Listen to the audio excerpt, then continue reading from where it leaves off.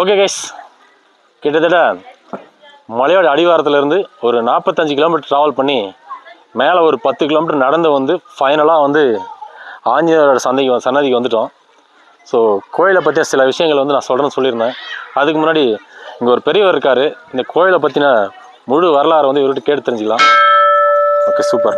ஐயா, இந்த கோயிலை பற்றின எப்படி தோன்றுச்சு, இதை பற்றின வரலாறு உங்களுக்கு தெரிஞ்சது? அவர் வந்து அங்கங்கே போய் அடி பார்த்தாராம். அடி வச்சு பார்த்தாராம். யாரு? ஆஞ்சநேயர். அங்கே ஒரு மலையில் இருக்குது. அங்கே போய் கால் அடியெல்லாம் இருக்குது இந்த பக்கம். சரி, இந்த பக்கம் என்ன பண்ணிக்கிறாரு, அங்கே ஒரு இடத்த வந்து பார்த்துக்கிறாரு. பகுதி மலையில் இடம் தெரியல. அப்போல்லாம் இங்கே வந்து பார்த்துக்கிறாரு. அங்கே அந்த பக்கம் போய் அந்த பக்கம் போய் பார்க்கும்போது எல்லா உலகமும் தெரிஞ்சான். எல்லா உலகமும் தெரியும் போது இங்கே தான் உட்காந்தாரோம்.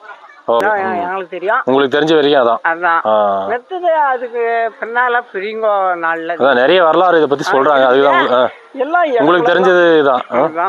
சும்மா அது இதுன்னு விட்டா அதெல்லாம் நம்மளுக்கு வேணாம். சரி சரி சரி. இங்க வந்தாக்கா எந்த இதா இருந்தாலும் நீக்குதல் ஆயிடுது. உடம்புக்கா இருந்தாலும் சரி, மனசு இருந்தாலும் சரி, கஷ்டமா இருந்தாலும் சரி, இங்க வந்தா அது ஒரு நியமன நல்லா. இப்ப இது எத்தனை வருஷமா இவர் இங்க இருக்காரு? இது தோன்றி எத்தனை வருஷம்? எல்லாம் கிழக்கட்டுல இருந்து இருக்குது. தெரியாது, வரலாறு தெரியல. ஆதி காலத்து வர யாரும் முழுமே தெரியாது. யாருமே சொல்ல முடியாது. இந்த வச்சாங்க, எங்க பாட்டம் வச்சான், அது அந்த வரலாறு முன்னே தெரியல.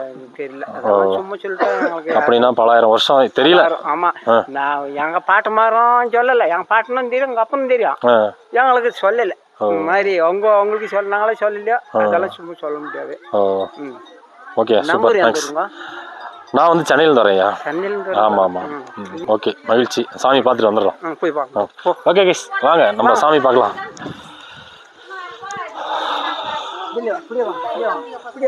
ஜெய் ஆஞ்சநேயா.